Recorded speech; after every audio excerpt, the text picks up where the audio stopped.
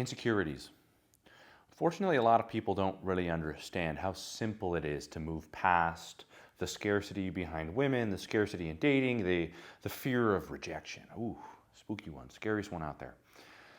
And a lot of the time, I guess you could say, you don't want to sign up yourself for the 3 Ps. You got porn, you got promiscuity, and you got prostitution. So what are your alternatives as a man? Because that's always what's being presented. It's really important to understand that really I am totally for men and women coming together, meeting each other, and moving forward with life. The beginning of life is the introduction between a man and a woman, and together you guys move into life. So enough of the fearful approach towards what women are. I want you guys to be using a few of these things in order to interact with each other a lot better. Some approaches to socialize with anybody. So my favorite thing to do is, of course, just establish that you are going to engage in confrontation. If you have a negative association to confrontation, I recommend you watch one of the previous videos, which will probably help out. But most importantly, what we're going to be getting into today is your feeling of worthiness and creating authentic conversation. A little bit of that banter, that back and forth. So the best thing that you can do, and especially when it comes to even getting a girl's number so that you guys can connect and then later go out or whatever it is, drop the lines. Start just asking, hey, what's your name? Now, the beauty of hey, what's your name is that you can immediately follow that up with, after they tell you their name, Grace? All right, Grace, nice to meet you. What's your number? And then ask for her number. Now, there's a lot of controversy about that because they're like, oh, that won't work. You're showing a lot more in a shorter amount of time. And how many people even have the courage to do so? This isn't a question of whether it works or it doesn't. It's about displaying those dominant traits. It's about displaying what is true to you. It is about saying what you really want and about setting the intention. Just because you got her number doesn't mean she'll text you. But the whole point is that at least you're somebody that goes, I like what I see. And when I see things that I like, I go get it. So it's not just a gesture of pickup artistry. It's pure and total conviction. And the best part is it keeps you away from the lines. Now, it's totally okay if she says no, because then that leaves more room for confrontation.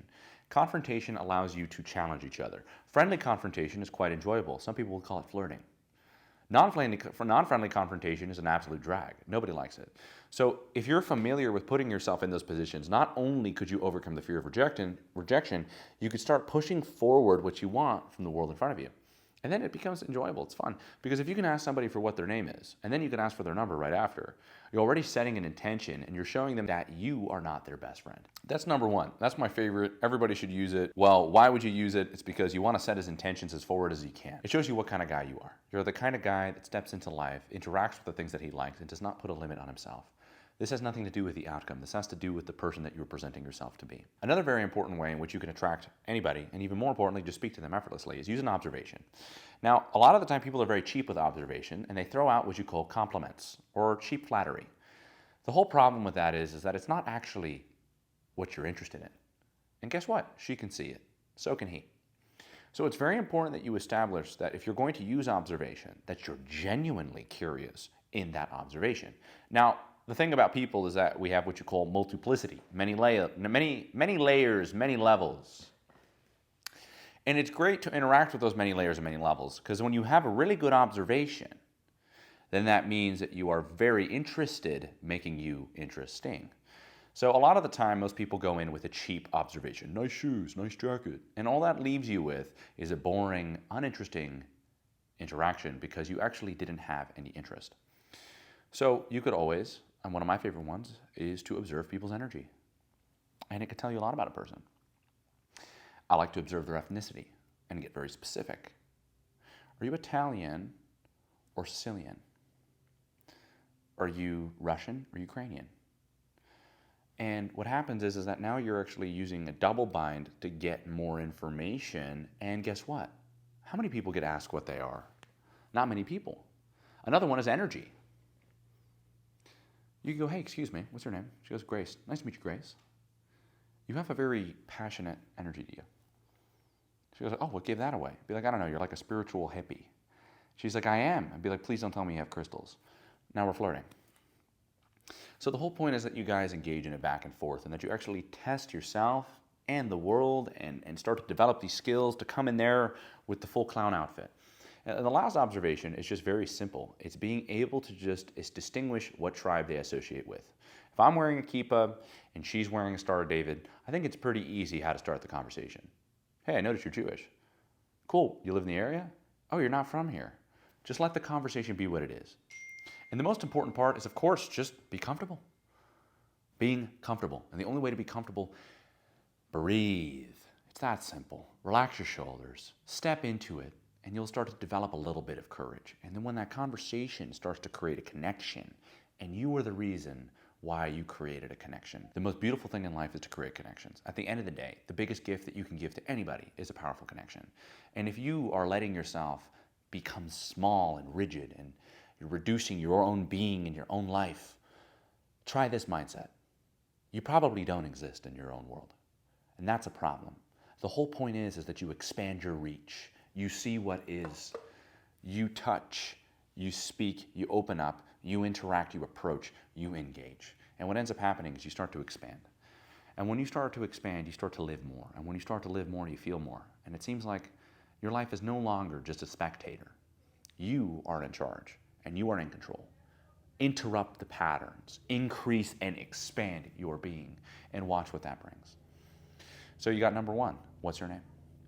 I love after what's your name, what's your number? That's if you want to be bold and if you want to really work on your confrontation skills.